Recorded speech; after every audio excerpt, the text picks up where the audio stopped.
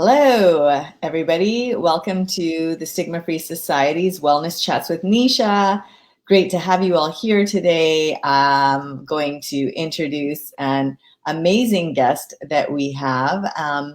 And first, I would like to start by acknowledging, though, that we live and work on the traditional territories of the Coast Salish people, where I am, the Squamish, the Tsleil-Waututh, and the Musqueam nations. And now I would love to welcome in Mair Greenfield. Hi, Mair.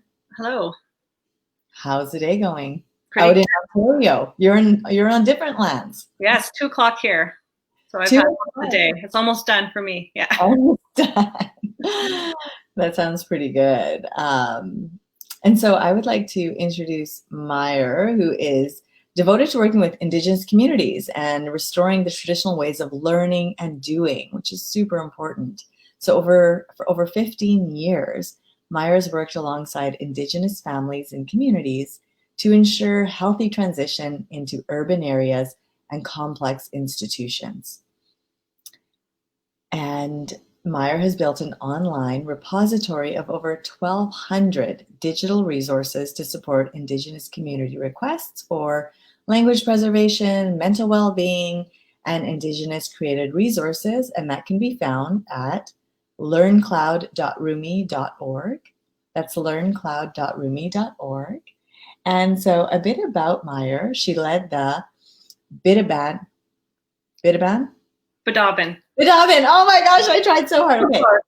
She led the Bidabin Community Service Learning Program at Nipissing University, collaborating with elders and community leaders to try Todwin, very close again. Todwin, and peer-to-peer mentoring mentorship programming. And Mair is an Anishinaabe, yeah. Anishinaabe. This is like putting the stress on the wrong syllable. So Anishinaabe with family from Nipissing First Nation, stretching to Victoria, BC, and is a proud member of the Kebowek. Yeah. Kebowek First Nation. Yeah. You did good. I apologize. I really wanted really well. Correctly.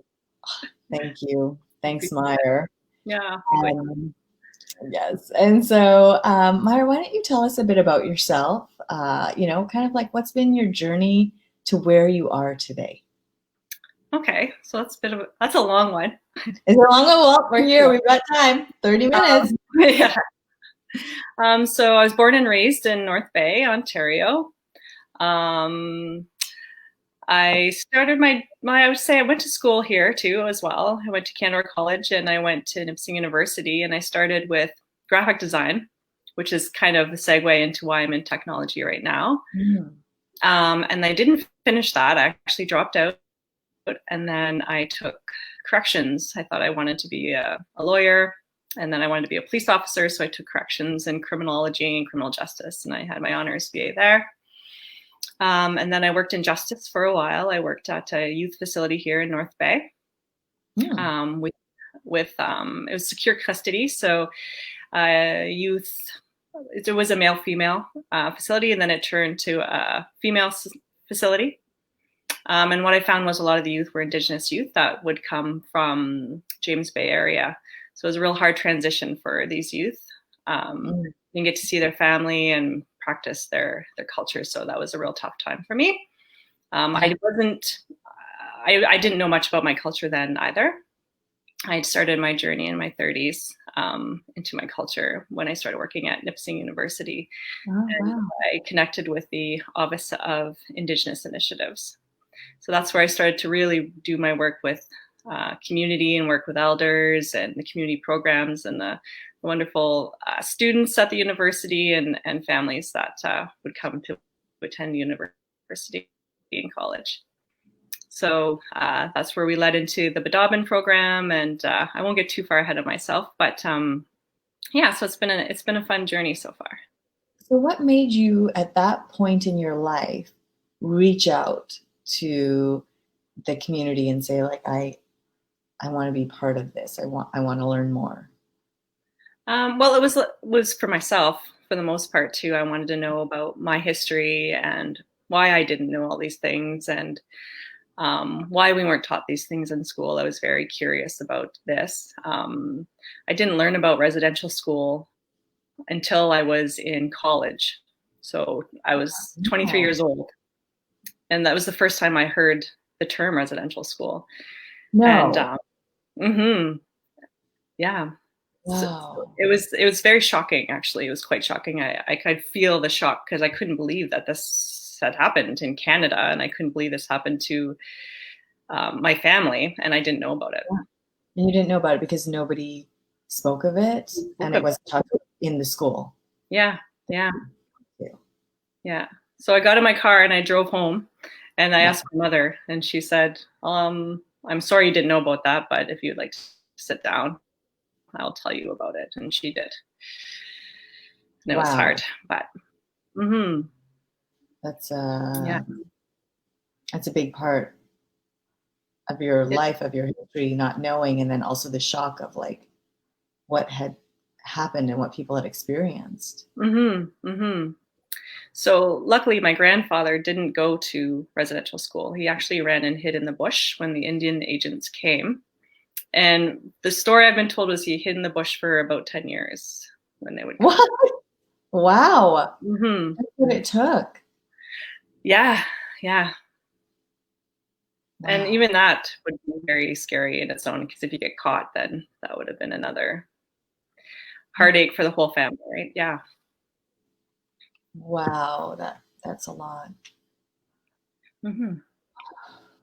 So from all of that, it just helped me understand more of my identity, and working with elders and community, and knowing that it was okay that I didn't know my history, and that I was learning my history. And, it was intentionally inflicted on Indigenous people that we wouldn't know our history. And it was taken away through residential school and colonization, and starting to learn that it was okay not to know these things, and it's okay to ask questions, and it's okay not to be an expert. As an Indigenous people, people look to us to know everything, and sometimes we don't know the answers. So it's a big learning process too.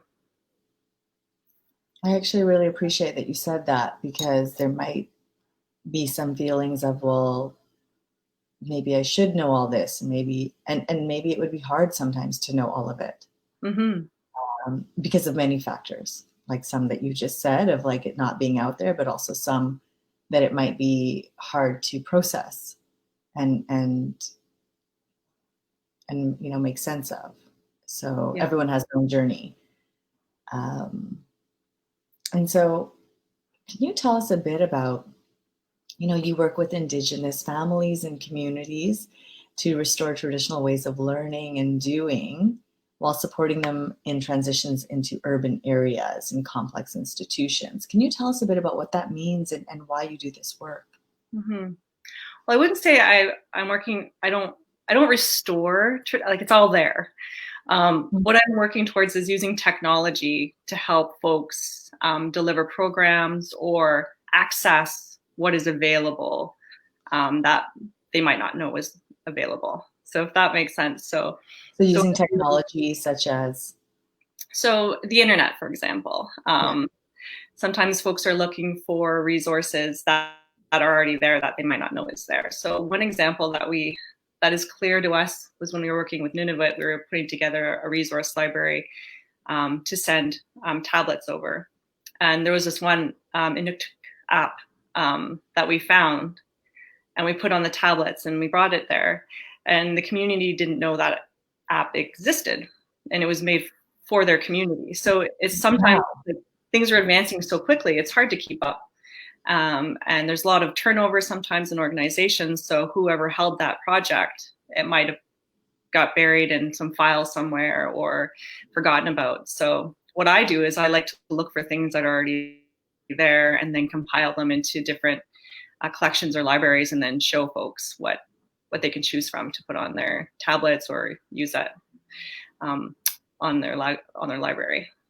It's really smart, actually, because I think that's a really good point, that Sometimes, like you said, people might be working in industries or working in areas. However, with quick turnover, maybe they didn't get it out there, but it might be amazing work, might have amazing information. So it's like you're helping people tap into what already exists so it doesn't get forgotten. Yeah. And the same goes with the technology too, right? Sometimes I'm working with a certain person in a school with the technology, and then they go, and then all this technology is sitting in the school, and then I have to wait for somebody else to find it and then show them how to use it. So it works. It's just always going in circles. So it's tough. I haven't been able to fix or find the recipe for that. Wow. How did you come up with this, that this is what like you were going to focus on, or that there was a need here? How did you take this on? Well, it starts with listening, actually. It's mostly just listening to what people are saying. And then I'm always listening to find different solutions or different themes in what people are saying. So what I found, so this dates back to working at the university, listening to students. A lot of the students are parents, right? So they bring their kids to go to school. So then their children are also transitioning into new schools. And it's a totally different culture, and it's a totally different process than it is on a lot of remote First Nations or First Nations, right? It's totally different. So the kids are having a hard time adjusting a lot of the time. And the parents are too, because parents are also adjusting to the quick pace of university or college, which is not an easy transition.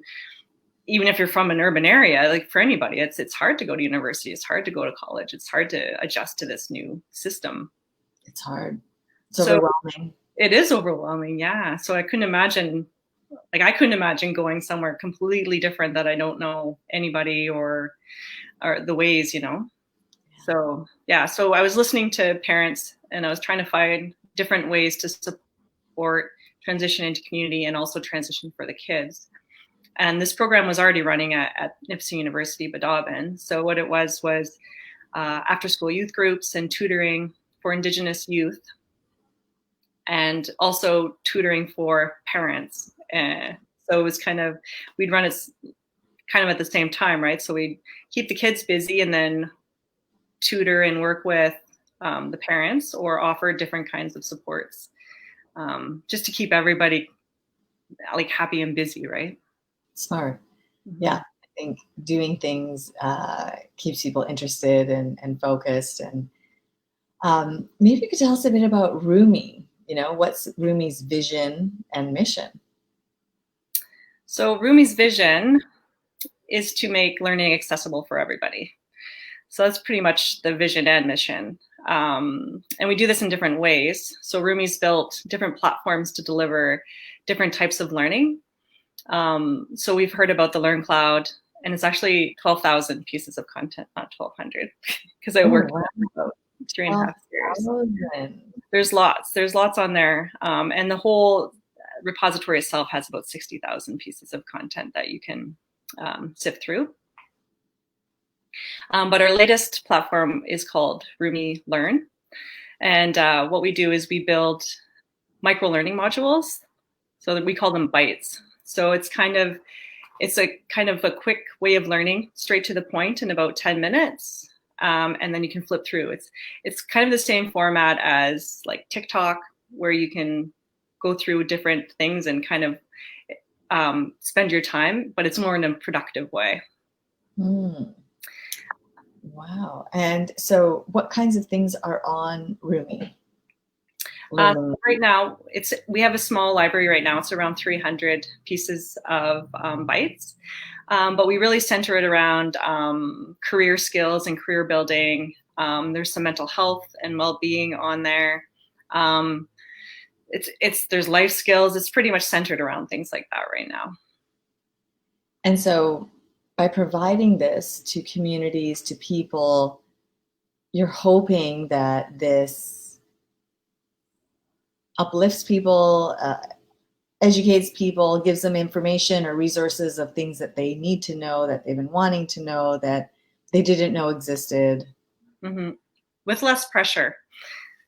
With less pressure. There's no testing, there's no quizzes. Well, there's small quizzes, but you're not going to fail, you know. Okay. Yeah. So it's more for like personal consumption of information that people would enjoy. Exactly. Yeah. So instead of when you're traveling on transit, instead of looking on Facebook, you would look on Learn and you would learn some things. And it's a productive way to spend your time. It sounds great. Yeah. So how did you get involved with Rumie? So a friend of mine came across a Rumie tablet. So this was our 1.0 version of Rumie. And she had known that I've been trying to do different things at the university. So I had worked with iPads. The challenge with iPads was if there was no internet, they didn't work at the time. So this is about 8 years ago, I guess. It was when they first started coming. And then I also we tried this avatar program where students could come in avatar land and work on tutoring groups together and hand in essays and things like that. And it didn't work out all that well, but it looked cool. It was kind of like The Sims. So then she showed me a tablet, and I was just floored because it held up to 10,000 resources. It played PDF documents, so there's your textbook. It played videos. You could put YouTube videos on there. There was no lag. There was no problems. And then you could put some apps that didn't require internet to run, and they would work beautifully. So I asked the university if I could take a year off, and they let me work with Rumie for a year, and then I just decided to stay after because it was just so exciting. Oh, that's amazing. It's like when you find your passion, yeah, you know what you're meant to be doing. Yeah. You just feel alive. And it was really nice working with Rumie because they gave me I don't know what it is, like autonomy to work in the perimeters that I felt most comfortable working. So working with Indigenous communities, I felt uncomfortable naming the communities that we worked with unless the communities gave us permission. So they allowed me, so when it came to reporting, I didn't have to say which communities were accessing which resources for the most part. Some communities would let us, which was great, but then some I didn't. So it was really nice that way too, respecting the communities in the way that we work together. Super important. Mm-hmm. You know, building trust. Exactly. And relationships. Yeah. So important. Yeah. Yeah. So how did you like come to bring together so many amazing resources, and like who's creating the content? Largely it's folks like Stigma-Free, We Matter, Kids Help Phone. There's so many amazing resources out there that are already made that, I mean, not to say that we don't need new ones, but there are lots that that can keep people busy or people can use right now to get through the day. So that's kind of where it started. But then there's also resources that haven't been accessed in years. So in communities, remote communities, in the libraries, there's lots of videos or like pamphlets that folks have made that we can digitize too, and then and put them on there as well. And then also new ones if people are so inclined. I just picture like so many communities would benefit from having things on Rumie, right? Like yeah. Facebook, yep. Exactly. Yeah. I like to picture I like to say, I don't know if you've seen Harry Potter, but that library when the kids walk in and it's like the magician's library and it's like anything, like their dream library. I kind of picture that. That's a great way to picture it. That's even more inspiring, actually. Yeah, like, cool. What do you want to read? Here it is. Yeah. So tell us about your experience of learning at the Badabin Community Service Learning Program at Nipissing University. What I've learned through there? We had a lot of fun. There were so many different students that would volunteer in this program. So it would be the teacher candidates from the BEd program. We also had the social welfare students volunteering, criminal justice students. It was nice to be there because I knew the school too, because I went there and I experienced the school, so I kind of knew what the students would want. Oh, great. That's helpful. Yeah, it was. So we put together, and it was already put together when I had started, but we really worked towards the cultural components. So we would do a 3-day training session We would go to Nipissing First Nation Nabizing Secondary School, and we would have a whole bunch of different sessions with our elders and community members, and really help the students prepare to work with Indigenous youth and community, and then learn different ways of applying their skills. So it was a lot of fun. It's really a great idea. Just kind of like immersive and having everyone just experience things. And then you also give guidance to organizations who want to foster like a diverse and inclusive atmosphere. So, and you make these resources accessible to Indigenous families and communities. So like, yeah, what kind of guidance do you give to organizations? Well, people sometimes just ask, like, we want to work with Indigenous communities. How do we do that? Mm-hmm. So, the best way to work with Indigenous communities is to learn the history of Canada. So I always point folks to the resources that are already there. So if you go to the Aboriginal Healing Foundation, there's so many resources on there that I haven't even read them all. There's so many that you can be learning. So yeah, that's kind of the way I start. And then talk to your elders, talk to your community, learn about your community, volunteer, offer your time. And how's this experience been for you, for yourself personally, in, as you were saying, that you hadn't even heard of like things from your like community's history to now having access and giving access to so much, relevant and important information. Well, it's very rewarding for me. Like I have my dream job. Basically, I get to listen to elders speak. I get to action advice from elders in different programs. It's just been wonderful for me. When I first started my journey, and I was applying for my status card, my mom said to me, being an Indigenous person means you have to give back to community. You can't just get your status card and not give back. And I kind of was taken aback by that. And I said, what is that supposed to mean? Like, how am I not going to give back to community? And then I always thought, like, how am I going to give back to community? Like, my community is 45 minutes away. I can't drive there every day. So then technology was the most obvious way that I could give back to community. So I've done a little bit of work in my community, and I hope to continue that work. It's so amazing. And I think like for people to feel like whole and complete, and especially in this time, there's a lot going on in the world right now. And I think it can be easy for people to get lost right now, and if we're looking for meaning, you can look right within your community for meaning, or like be of service in like Hindi or Punjabi, we call it seva, like giving back, being in service.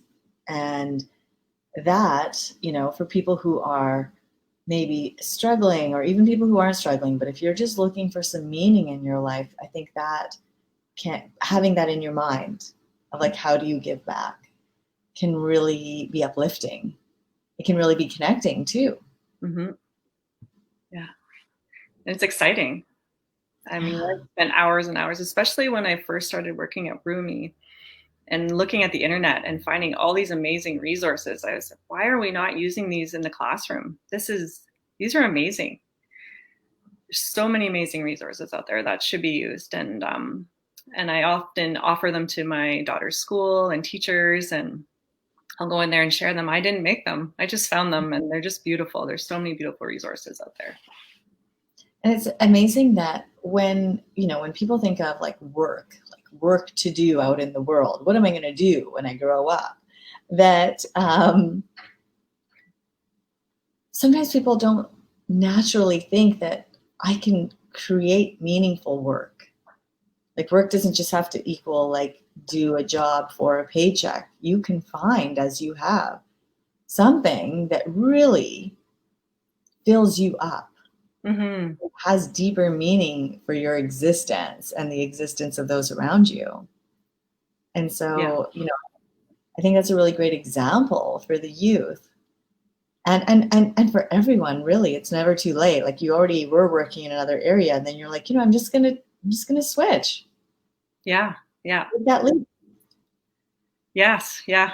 And I just took another leap too. So I'm working with Nourish. So what we're doing is trying to transform food in hospitals to be a healthy food. So that's another journey that I've just started taking. That's amazing. I was talking to someone about something like this the other day, about how, imagine if every hospital on their rooftop or in their gardens had gardens where the kitchens could grab the herbs from the garden or the vegetables or whatever, and that could be part of creating this healthier, hospital lifestyle. It just automatically gets you thinking health. Exactly. That's very cool that you're doing that. Yeah. So that's what we're starting to do to that. Yeah, it's beautiful. It's an amazing idea. And so, like, as you do work with organizations sometimes, like, how can organizations help amplify Indigenous voices? That's a hard question. Back to the recommendations that I made earlier, it's like learning more about the history, and then it'll naturally flow into what you need to do to support community. Read the Truth and Reconciliation calls to actions and look through there and see what resonates with you and what you can do.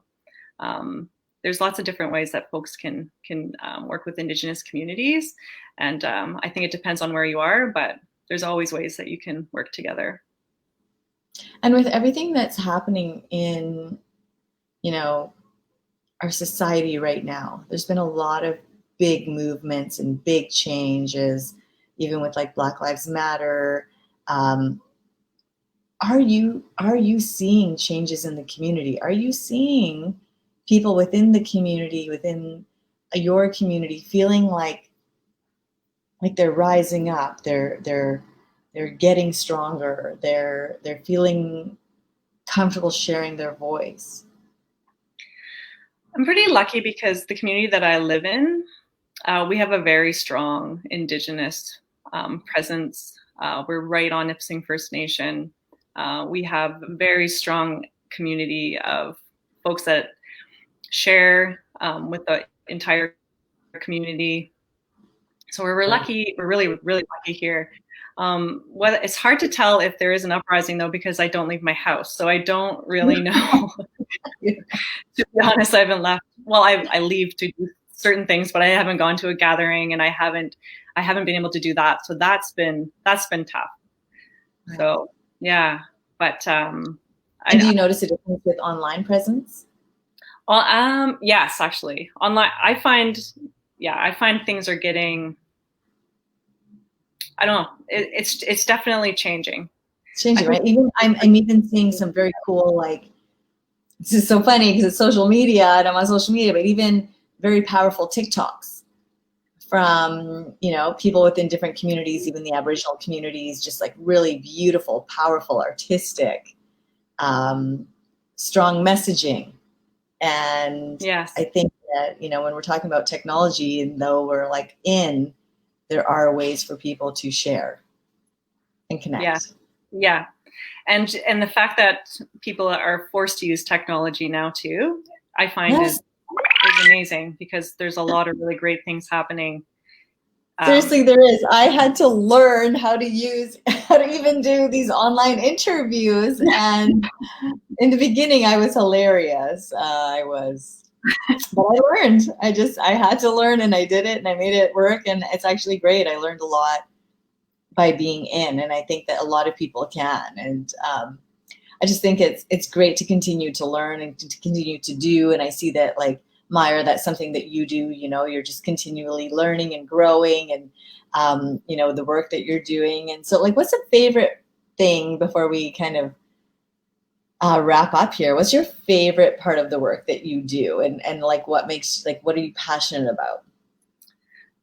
Well, I'd have to say listening to elders.